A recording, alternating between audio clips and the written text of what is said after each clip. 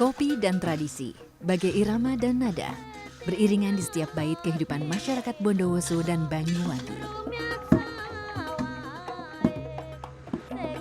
Hidup bersanding di antara irisan pegunungan Ijen dan Raung, penduduk lereng gunung kedua kabupaten ini pun merajut identitas melalui kopi.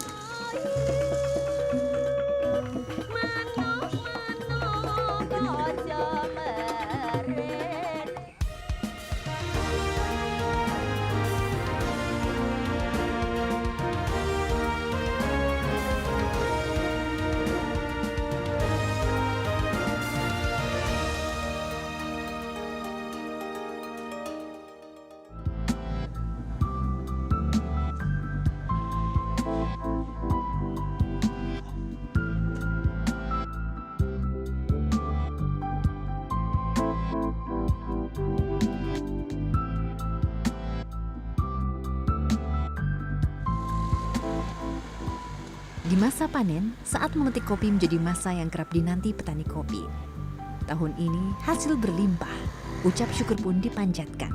Desa Gombeng Sari, Kecamatan Kalipuro, penghasil kopi terbesar di Banyuwangi. Sekitar 850 hektar lahannya ditumbuhi kopi. Kopi Gombeng Sari ini telah ditanam sejak tahun 1696, jauh sebelum Indonesia merdeka. Kala itu, tak hanya Gombeng Sari, hampir seluruh tanah Jawa dan Sumatera menjadi budak tanam paksa kopi oleh Belanda.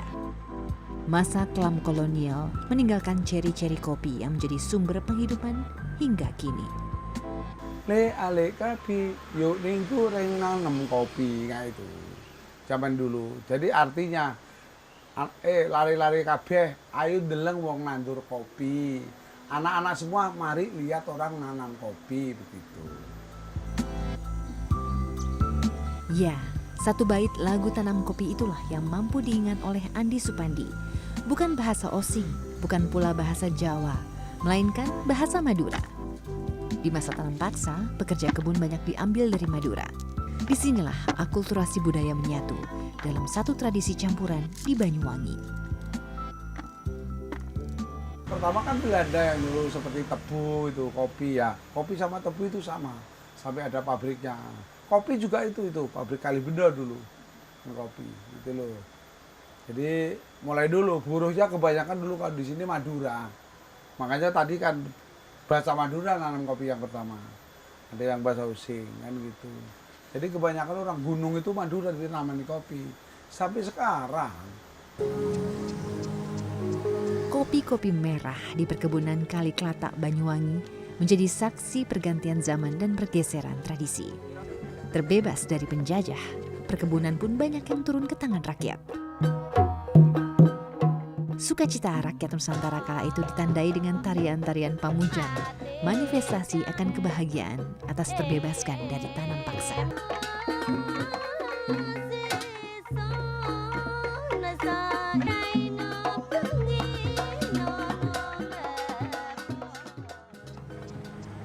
Kopinya pun kian dikenal dengan sebutan kopi rakyat. Kopi yang jauh dari intervensi pemerintah, dikelola dengan cara tradisional dan dipanen berdasarkan tradisi aslinya. Di desa Gombeng Sari, di sini kopi-kopi dipetik setelah merah. Dimulai dengan sedekah dan ritual perayaan sebagai bentuk penghormatan pada leluhur dan ucap syukur pada Yang Kuasa atas panen raya yang kini telah dinikmati sendiri. Bukan dipersembahkan untuk penguasa, dan bukan sebagai pekerja paksa. Tungku-tungku berjajar di pelataran. Api pun dinyalakan. Pertanda sedekah akan digelar. Kopi-kopi disangrai di atas kuali tanah. Para perempuan desa bahu-membahu menyangrai kopi untuk sedekah. Ini ritual pembuka masa petik. Setelah sekian tahun terlewatkan, tradisi ini kembali dijalankan sebagai pengingat bahwa kopi bukan sekedar komoditas, tapi sumber penghidupan sejak dahulu hingga nanti. Gombeng Sari, karena ini tradisi kesehari-harian masyarakat Gombeng Sari, yang mana mereka ini mayoritas petani. Cuma sebelum kita melakukan ini ya, istilahnya petik atau panen raya, kita biasanya ngadakan selamatan dulu, Mbak. Kayak di perempatan, selamatan bagaimana ini supaya hasil produksi kita ini barokah dan juga hasil yang kita panen itu lebih banyak itu. Bait-bait doa ini perantara permohonan pada Yang Kuasa. Permohonan akan panen yang berlimpah, memberi keberkahan bagi desa dan warganya.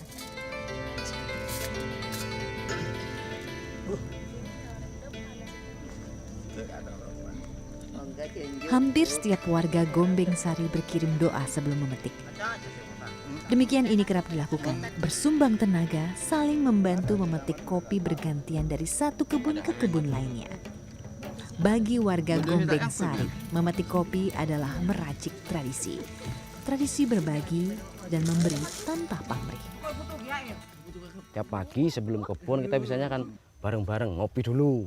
Pagi itu ngopi dulu. Nah, setelah ngopi baru ke kebun. Kita misalnya perawatan atau kita mupuk di bawah bersih-bersih, keserit tuh. Nah, setelah itu biasanya kita nanti pulangnya ngopi lagi.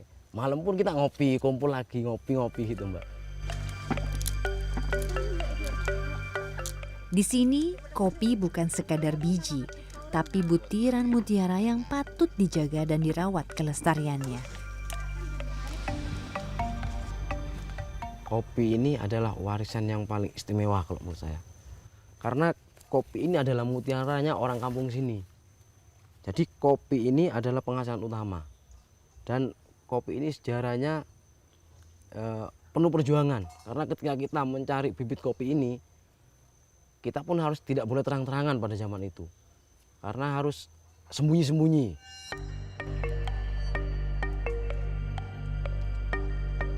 Di masa lalu, petani kopi kerap diburu tengkulak menjual kopi dengan sistem ijon. Hutang mencekik, panen kerap merugi. Lahan rusak, pohon-pohon kopi dipanen tanpa aturan. Tradisi dilanggar, pemudanya tak mau tinggal di kampung halaman.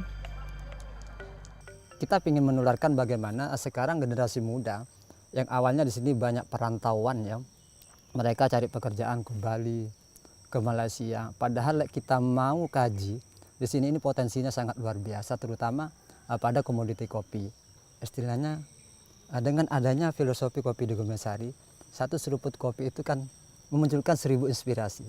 Dari sini kita setelah ini mengenalkan bagaimana cita rasa kopi Gombeng Sari, artinya kita sekarang ini mulai banyak saudara lewat kopi. Bahkan dari Australia, Amerika, bahkan sekarang ini kita sudah banyak order dari Bogor, Bekasi. Nah, ini salah satu menjadi filosofi kopi Gombeng Sari, satu seruput kopi 1000 inspirasi.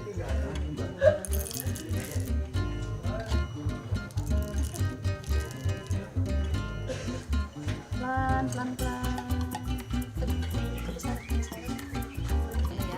Muter dulu.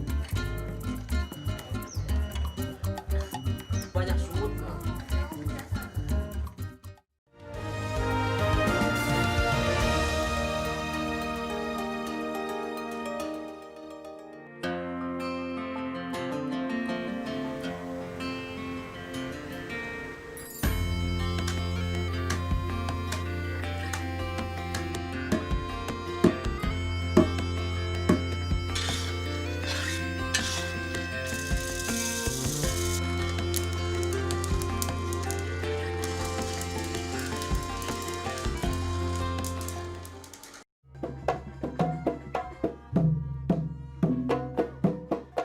Menikmati kopi bukan sekadar menyeruput dan meneguk.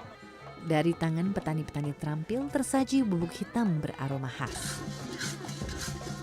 Berangkat dari tradisi, kopi pun disuguhkan di setiap rumah. Hampir di seluruh wilayah penghasil kopi, tradisi diangkat berdasarkan mitologi dan budaya daerahnya masing-masing. Misalkan di Gayo itu ada namanya kopi kertup, Mbak. Jadi kopi kertup itu mereka itu buat snackingnya, jadi kopinya itu dimakan dikertup itu sama gula merah. Nah, atau di Jawa kita pernah juga mendengar kopi jagung ya, kopi jitu ya. Jadi kopi yang dicampur dengan jagung. Kemudian kita juga pernah tahu misalkan di daerah Flores itu kopi yang digoreng bersama gula. Jadi memang setiap daerah itu punya identitas kopinya masing-masing. Nah, kita nggak bisa merubah, oh kopi Indonesia itu Arabica yang nggak boleh pakai gula. Enggak, ini berkaitan dengan budaya.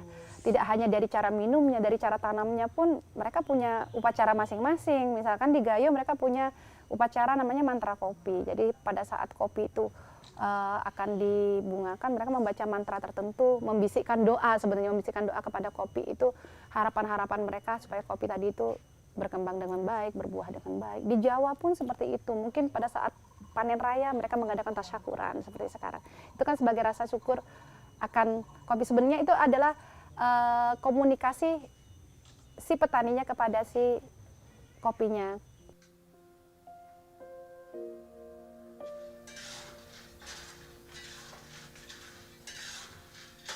Demi meramu tradisi, tak sedikit masyarakat adat Osing yang masih mempertahankan cara menggoreng kopi tradisional.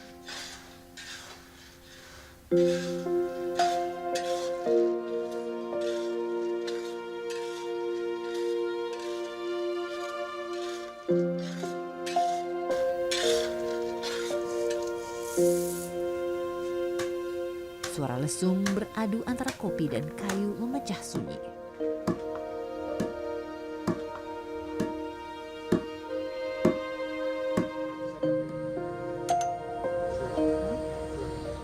Kopi-kopi disajikan dengan cara tubruk, sesapan demi sesapan menyisakan ampas. Bermain di antara gigi dan lidah, rasa kopi kian lekat. Sesungguhnya, menyeduh kopi tubruk ini menyadur dari gaya mengopi Turki. Namun di bumi Blambangan, mengopi telah menjadi adat sopan santun menyambut tamu yang telah lama dipraktikkan oleh para bangsawan di masa penjajahan. Kalau ada tamu kan ada hukumnya di sini. Gopoh, logoh, suguh. Jadi kalau ada tamu gopoh, sibuk, ya kan? Gopoh itu sibuk. Katanya orang Bajang ini, orang Osing, sibuk. Sini-sini, ya kan? Habis itu suruh logoh, ayo duduk, ya kan logoh. Kalau ada kopinya sogo, ya kopi pasti. Jadi gopoh, logoh, sogo, itu kopi pasti. Dan disuguhkan dulu. Di negeri agraris ini, bicara kopi adalah bicara tentang identitas yang tak dimiliki oleh negara kebanyakan. Indonesia adalah susunan perbukitan, bentangan pantai dan variasi mineral tanah menjadi daya tarik penjajah di masa lalu. Kalau kita ngomong soal kopi tentang Indonesia, ya kita otomatis akan bicara identitasnya Indonesia. Karena sebenarnya alasan paling besar penjajahan Belanda dulu sepertinya bukan hanya di rempah-rempah, tapi kopinya ini yang paling utama. Biar terbukti kenapa utangnya Belanda malah bisa lunas karena kultus Texel di Java Pranger, karena kopinya, bukan karena palanya, bukan karena cengkehnya, tapi justru karena kopinya. Bahkan kalau misalkan kita ke Belanda sana, mereka tidak akan bilang a cup of coffee, tapi dia bilang a cup of Java. Saking kopi ini berpengaruh sekali terhadap ekonomi negara mereka pada saat zaman penjajahan dulu.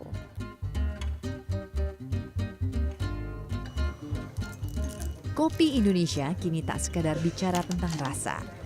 Menjalin hubungan tak hanya sebatas tetangga. Tak hanya yang tua, bahkan yang muda mulai bergaya dengan mempelajari kopi dari hulu hingga hilir. Kopi bukan hanya soal cita rasa, tapi kini kopi bagai ilmu pengetahuan yang membuat setiap pemuda penasaran untuk mempelajarinya. Di desa Gombeng Sari, pemuda-pemudanya pun mulai belajar menyajikan kopi dengan berbagai metode. Meski tak ingin disebut barista, yang mereka pelajari adalah metode penyaji kopi profesional yang telah lama dikenal di banyak negara. Gelombang pengetahuan itu pun mulai menjamur di setiap sudut desa yang memiliki lahan-lahan kopi luas. Kopi Indonesia ini sudah masuk ke third wave coffee ya Mbak ya, sudah masuk gelombang ketiga, di mana kita bisa menemukan kedai-kedai kecil dengan kopi yang sudah non-instan kembali. Jadi mereka sudah benar-benar sadar memakai potensi kopi Indonesia, dan konsumen pun sudah bukan konsumen yang tua-tua, tapi mulailah ini konsumen muda Mbak. Jadi kita mulai sadar bahwa kopi ini ternyata budaya Indonesia. Mimpi besar menjadikan kopi Indonesia dengan negeri sejuta kopi pun kian pasti. Kopi-kopi tak hanya menjadi minuman pembuka hari, tapi menjadi ladang mencari rezeki.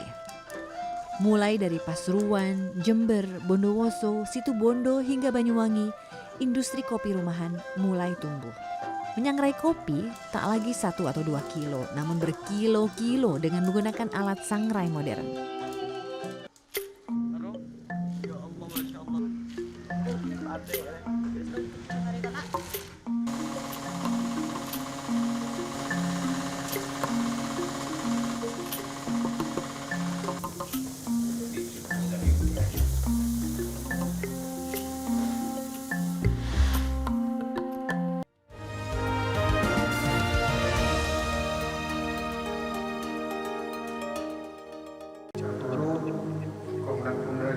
Allah dan bulan sadayana nyona jadi buat takwa nyon jaga rencana sedulur terlarat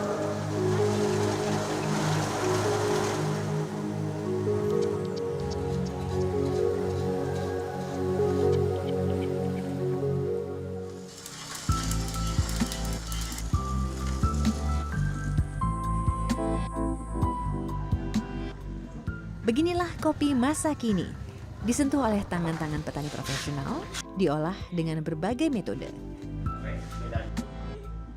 Natural, full wash, dan honey adalah metode yang lazim digunakan petani untuk menghadirkan kopi dengan cita rasa berbeda.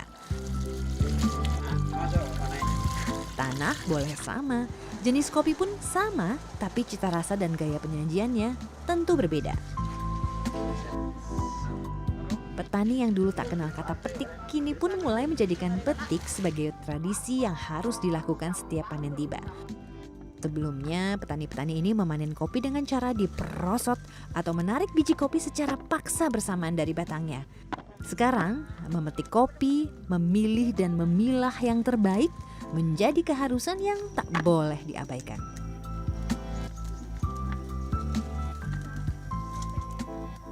Kalau memetik kopi itu seperti ini. Jadi yang merah ini yang layak petik, yang merah-merah ini. Nah, tapi kalau yang masih kuning seperti ini dan hijau seperti ini belum layak. Karena kalau yang kuning ini juga bobotnya dibanding dengan yang merah ini jauh. Kalau yang merah ini bobotnya akan maksimal, kalau ini belum. Apalagi yang muda. Kalau yang muda ini rusak nanti, rasanya itu rusak. Kopi yang dulu diolah asalan, dijemur di aspal, kini diperlakukan dengan takzim demi memanjakan indera penikmat kopi Nusantara. Beda daerah tentu beda jenis kopi, beda Banyuwangi, beda Bondowoso, beda petani pun beda perlakuan. Bondowoso dikenal dengan kopi arabikanya yang mendunia. Java Jampit, Belawan, dan Blue Mountain adalah varietas unggulan kopi Bondowoso. Bahkan Arabica Ijen yang masyhur di Nusantara itu pun banyak diperoleh di puncak Ijen sisi Bondowoso. Dengan ketinggian lebih dari 1000 meter dari permukaan laut, kopi-kopi Bondowoso ini telah diterima di pasar internasional. Metode pengolahan yang benar menambah kualitas kopi Bondowoso dan kian menegaskan cita rasanya. Kopi itu sebenarnya mengeratkan satu sama lain. Biasanya tidak pernah ketemu, biasanya tidak jadi saudara. Karena apa? Kopi itu satu kali seruputan saja sudah ribuan aspirasi yang ada di kepala para peminum kopi. Otomatis banyak hal-hal yang perlu ditanyakan, yang perlu diungkap kalau sudah menyeruput kopi. Jika Bondowoso dikenal dengan arabikanya dengan irisan gunung yang sama, Banyuwangi pun memiliki Arabica Ijen, Robusta Raung, Robusta Kumiter, dan Robusta Gombeng Sari. Kekhasan kopi-kopi ini pun banyak dicari. Robusta Gombeng Sari dikenal dengan jenis Koniga dan Tugusari. Kopi Gombeng Sari itu dulu berasal bibitnya itu dari perkebunan Kali Kelata. Jadi pertama awal ada kopi di Gombeng Sari, ini jenis Robusta Konoga.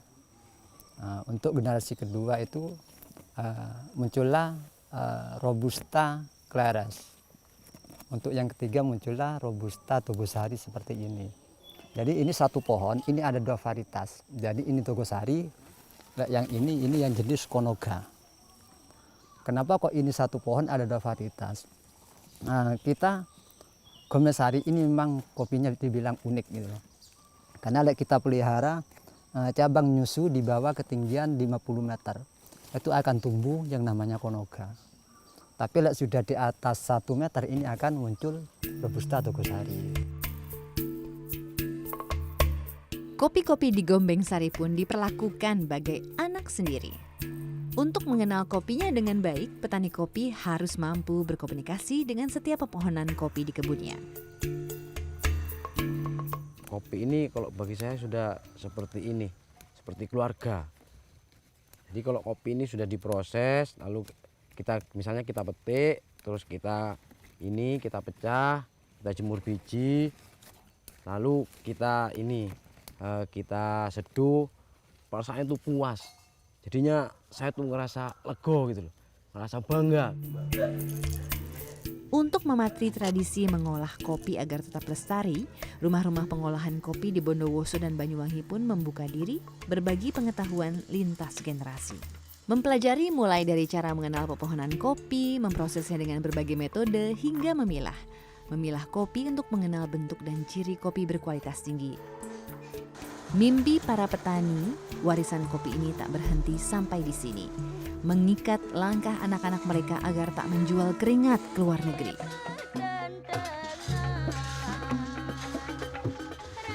Kopi dari generasi ke generasi, dari pawon ke tabung, dari tubruk ke saring.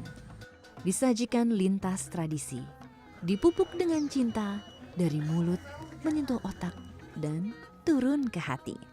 Itulah kopi, dipetik dengan kasih dan diracik dengan tradisi.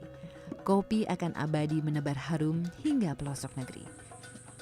Ratusan gunung siap didaki, jutaan kopi menanti. Tumbuh subur menyatu dengan mineral bumi, menampilkan jati diri tanah Pertiwi.